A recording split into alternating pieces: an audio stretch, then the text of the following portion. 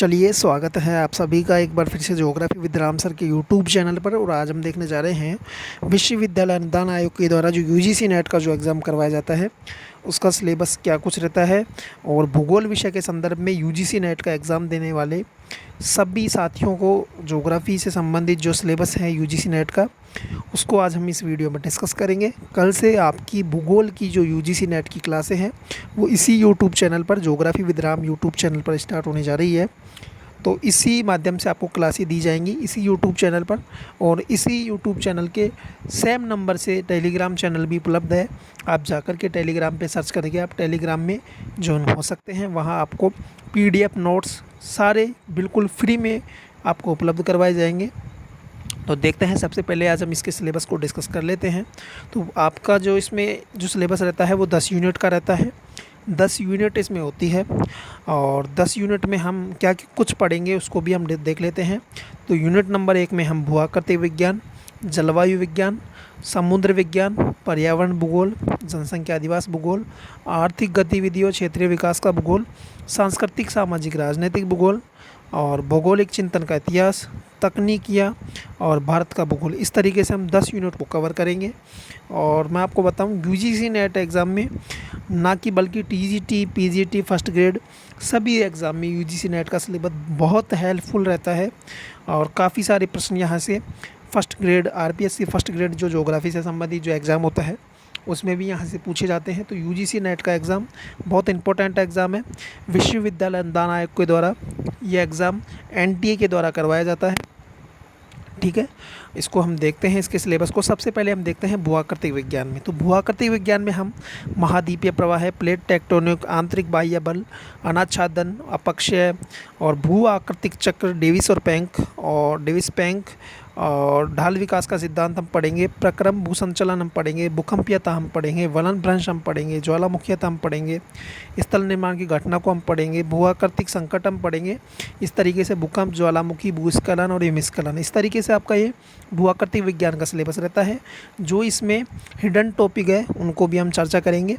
ये main topic आपको यहाँ दे रखे हैं, बाकी टॉपिकों को इनमें हिडन कर रखा है। हिडन करने का कारण क्या है कि आप यूजीसी नेट की तैयारी कर रहे हैं, तो यूजीसी नेट की तैयारी करने वाले छात्र को इतना तो अंदाज़ा होना चाहिए कि इसके हिडन टॉपिक कौन कौन से हो सकते हैं। ठीक है, इसीलिए विश्वविद्यालय अनुदान आयोग ने इसके हिडन टॉपिकों को यहाँ शो नहीं किया है सिलेबस के अंदर। ठीक है, वो आपको ढूंढ करके पढ़ने होंगे, खुद को आपको देख करके पढ़ने होंगे। इसके बाद में हम चलते हैं यूनिट नंबर 2 जलवायु विज्ञान हम इसमें पढ़ेंगे। जलवायु विज्ञान में हम वायुमंडल की संरचना, संयोजन, सूर्यता, पृथ्वी का ऊष्मा बजट, तापमान, वायुमंडलीय दाब, वायुमंडलीय परिसंचरण, वायु राशियाँ, ऊपरी वायुमंडल का वायु संचरण, चक्रवात, प्रतिचक्रवात, अल नीनो, ला नीनो, दक्षिणी दोलन, मौसमी संकट, आपदाएँ, चक्रवात, तड़ी झंझा, ओलावृष्टि, शीत तरंगे, वृष्टि प्रस्फोट, हिम झील प्रस्फोटन, और विगत दशकों में जलवायु परिवर्तन, वैश्विक जलवायु का मानव पर प्रभाव,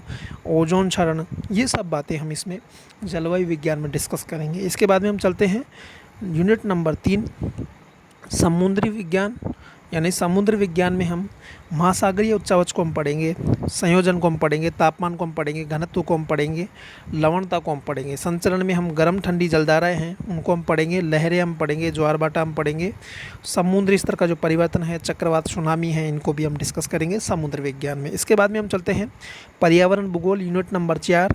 एनवायरमेंटल ज्योग्राफी में हम घटक पारिस्थितिकी तंत्र को हम पढ़ेंगे, भौगोलिक वर्गीकरण इसका देखेंगे, मानव और पारिस्थितिकी का क्या संबंध है उसको हम देखेंगे, क्रियाएं इसमें जो होती है उनको हम पढ़ेंगे, भू रसायन, कार्बन, नाइट्रोजन, ऑक्सीजन, इन तीनों को हम पढ़ेंगे, खाद्य श्रृंखला जो होती है, फूड चेन, उसको हम पढ़ेंगे, पिरामिड, पारिस्थितिकी, इन सभी चीज़ों को हम डिस्कस करेंगे। इसमें कुछ आपको कुछ सिद्धांत भी दिए हुए हैं, जिसमें एजेंडा 21 है, क्योटो प्रोटोकॉल है, नगरीय वैश्विक तापन है। इसके बाद में वैश्विक तापन को हम देखेंगे, पर्यावरणीय संकट है, जल प्रदूषण है, भूमि प्रदूषण है, इसको भी हम डिस्कस करेंगे। ठीक है, इसके बाद में चलते हैं यूनिट नंबर 5 पर। यूनिट नंबर 5 में हम जनसंख्या भूगोल को देखेंगे, पॉपुलेशन ज्योग्राफी या पॉपुलेशन सेटलमेंटल ज्योग्राफी, अधिवास भूगोल भी इसमें है। तो जनसंख्या के आंकड़ों को हम देखेंगे, जनगणना को हम देखेंगे, प्रतिदर्श सर्वेक्षण को हम देखेंगे, जन्म मरण के जो आंकड़े हैं उनको हम डिस्कस करेंगे। और इसमें कुछ सिद्धांत इंपॉर्टेंट है उनको भी हम यहाँ देखेंगे, जिसमें जननांकीय संक्रमण सिद्धांत है, जनसंख्या वृद्धि का सिद्धांत है, माल्थस का, सडलर का, रिचार्ड का, इन तीनों को हम डिस्कस करेंगे। इसके अलावा लिंग, आयु, जन्म दर, मृत्यु दर, प्रवास, जनसंख्या संरचना की विशेषता, इन सभी को प्रकार, कारण, परिणाम, इन सभी को हम डिस्कस करेंगे। इसके बाद में हम चलते हैं यूनिट नंबर 5, अधिवास भूगोल। अधिवास भूगोल में से हम प्रकार, प्रतिरूप और वितरण अधिवास भूगोल का देखेंगे। ग्रामीण अधिवास के प्रकार और नगरीय ग्रामीण अधिवासों के जो प्रकार हैं उनको भी हम इसी में डिस्कस करेंगे। और इसमें कुछ सिद्धांत दिए हुए हैं, जिसमें गोल्डन है, सिडले का सिद्धांत है, हेनरीन का सिद्धांत है, पिनेरी का सिद्धांत है, साडलर का सिद्धांत है, लेविस का सिद्धांत है और मम्मम-फोर्ड का सिद्धांत है। ठीक है, इन सिद्धांतों को हम पढ़ेंगे। कुछ नगरीय भूमि के उपयोग के सिद्धांत है, जिसमें बर्गिज का है, एरिस का है, उलमैन का है और होयट का है। ठीक है, और इसमें सबसे इंपॉर्टेंट सिद्धांत है केंद्रीय स्थल सिद्धांत, क्रिस्टलर और लॉस का है। इसके बाद में कानून, श्रेणी आकार, नियम है, कानून है और आंतरिक संरचना है। ठीक है, इस तरीके से हम कुछ इस सिद्धांतों को पढ़ेंगे और इस तरीके से हम अधिवास भूगोल को कंप्लीट करेंगे। इसके बाद में हम चलते हैं आर्थिक और गतिविधियों क्षेत्रीय भूगोल। इसमें हम जो चतुर्थक जो क्रियाकलाप है, इसे जो प्राथमिक, द्वितीयक और तृतीयक जो चतुर्थक क्रियाकलाप है उनको हम पढ़ेंगे। प्राकृतिक संसाधन हम पढ़ेंगे, जिसमें वर्गीकरण, वितरण संबंधित समस्याएं उनकी पढ़ेंगे हम। और विकासशील देशों में ऊर्जा संकट क्या है उसको हम देखेंगे। फिर हम चलते हैं कृषि भूगोल की तरफ। कृषि भूगोल के बाद में हम देखेंगे, कृषि भूगोल में भूमि क्षमता का वर्गीकरण देखेंगे, शस्य संयोजन विधि देखेंगे। इस तरीके से वॉन थ्योरन का भूमि उपयोग का मॉडल हम पढ़ेंगे। और वीवर का है, दोई का है और रफ़ीकुल्ला का शस्य संयोजन विधि क्षेत्र का निरूपण भी हम पढ़ेंगे कृषि भूगोल के अंतर्गत। इसके बाद में आता है औद्योगिक भूगोल, इंडस्ट्रियल ज्योग्राफी। इंडस्ट्रियल ज्योग्राफी में हम उद्योगों का वर्गीकरण पढ़ेंगे, उद्योगों का स्थान और निर्धारण के कारक पढ़ेंगे। इसके बाद में एम वेबर का हम पढ़ेंगे, एम हूबर का हम पढ़ेंगे, अगस्ट लॉस का हम पढ़ेंगे, एप्रेड का हम पढ़ेंगे, डीएम स्मिथ का हम पढ़ेंगे। और विश्व के औद्योगिक प्रदेश हम पढ़ेंगे, आईसीटी हम पढ़ेंगे, सूचना संचार हम पढ़ेंगे, इन सभी को हम पढ़ेंगे। ठीक है, इसके बाद में हम चलते हैं परिवहन व्यापार भूगोल। ठीक है, इसके बाद में परिवहन व्यापार भूगोल, इसमें हम स्थानीय पारस्परिक अन्योन्य क्रिया को पढ़ेंगे, इंटरेक्शन सिद्धांत, मॉडल और एडवर्ड उलमैन और एम हस्ट का जो मॉडल है उसको हम पढ़ेंगे। गुरुत्वाकर्षण मॉडल हम पढ़ेंगे, विश्व व्यापार संगठन हम पढ़ेंगे, वैश्वीकरण हम पढ़ेंगे, उदारीकरण हम पढ़ेंगे। ठीक है, इंपॉर्टेंट है, काफ़ी बड़ा सिलेबस है, लेकिन हम इसको बारी बारी से क्लियर करेंगे और सारे टॉपिकों को हम एक तरीके से क्लियर करेंगे ताकि हमारा नेट जेआरएफ का एग्ज़ाम क्वालिफाई हो सके। ठीक है, हम इसको धीरे धीरे टुकड़ों टुकड़ों में क्लियर करेंगे। इसके बाद में हमने यहाँ तक डिस्कस कर लिया है परिवहन व्यापार भूगोल तक। अब हम देखेंगे प्रादेशिक विकास। प्रादेशिक विकास में हम प्रारूप विज्ञान प्रदेश और अल्बर्ट का, हॉर्समैन का, गार्नर का, जॉन का, फ्राइडमैन का, इनका सिद्धांत हम पढ़ेंगे। अल्प विकास अधीन राष्ट्र का सिद्धांत हम पढ़ेंगे। वैश्विक आर्थिक खंड भी हम इसमें पढ़ेंगे। और भारत में प्रादेशिक विकास और सामाजिक आंदोलन क्या है उसको हम समझेंगे।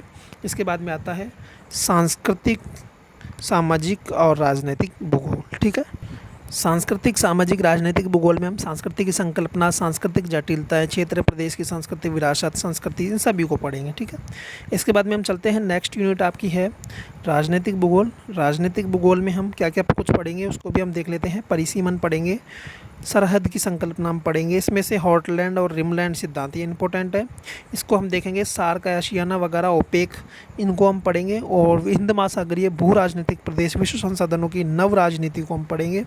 इस तरीके से इसको हमको कंप्लीट करेंगे। ठीक है, अब आता है भौगोलिक चिंतन का इतिहास, जहाँ से हम कल की क्लास को स्टार्ट करेंगे भौगोलिक चिंतन के इतिहास से। भौगोलिक में हम ग्रीक, रोमन, अरब, चाइनीज, इन सभी विद्वानों को पढ़ेंगे कि कैसे भूगोल का विकास हुआ, कौन कौन से विद्वान रहे जिन्होंने अपना योगदान दिया, जिसमें वारेनियस है, इमैनुएल कांट का कवि, होमर है, थेल्स है, एनेक्सिमेंडर है, हिकेटियस है, हीरोडोटस है, हिप्पारकस है, पोसिडोनियस है।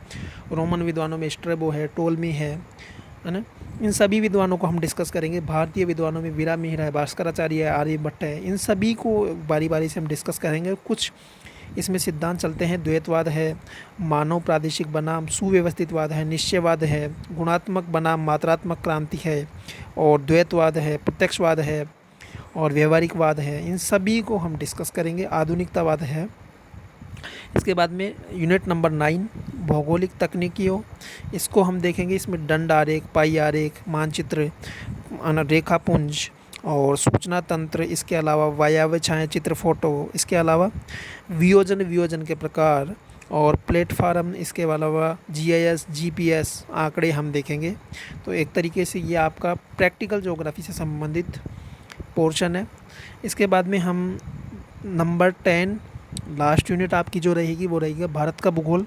भारत के भूगोल में हम भारत की प्रमुख भू आकृतिक क्षेत्र, अपवा तंत्र, हिमालय, प्रायद्वीपीय जलवायु और रचना तंत्र की विशेषताएं और हिमालय की जेट स्ट्रीम धारा को, ग्रामीण नगरीय आयु लिंग अनुपात को, जनसंख्या वृद्धि के निर्धारक कारक, कृषि जलवायु प्रदेश और परिवहन जाल, परिवहन का पाइपलाइन, जलमार्ग और वायु परिवहन, तीनों को हम पढ़ेंगे। आंतरिक बाह्य परिवहन, आंतरिक बाह्य व्यापार को हम पढ़ेंगे। वैश्वीकरण को हम पढ़ेंगे। भूकंप, सूखा, बाढ़, चक्रवात, हिमालय, उच्च भूमि, इन सभी को डिस्कस करेंगे। तो ये था आपका सिलेबस यूजीसी नेट का, और इसकी पीडीएफ मैं आपको टेलीग्राम पर डाल दूंगा, आप वहाँ से जाकर के इसको देख सकते हैं। और कल से आपकी क्लासें इसी यूट्यूब चैनल पर, geography with Ram YouTube channel पर स्टार्ट होने जा रही है, और इसी यूट्यूब चैनल पर और इसी नाम से आपको टेलीग्राम चैनल मिल जाएगा, आप जाकर के वहाँ उसको ज्वाइन कर सकते हैं, ठीक है। और कल से हम थॉट ज्योग्राफी यानी भौगोलिक चिंतन का इतिहास हम शुरू करने जा रहे हैं। आज मैंने आपको सिलेबस का डिस्कशन बता दिया है, इसकी पीडीएफ मैं वहाँ डाल दूँगा, आप वहाँ से जाकर के इसे देख लीजिएगा। और जब तक के लिए मुझे दीजिए इजाज़त, नमस्कार।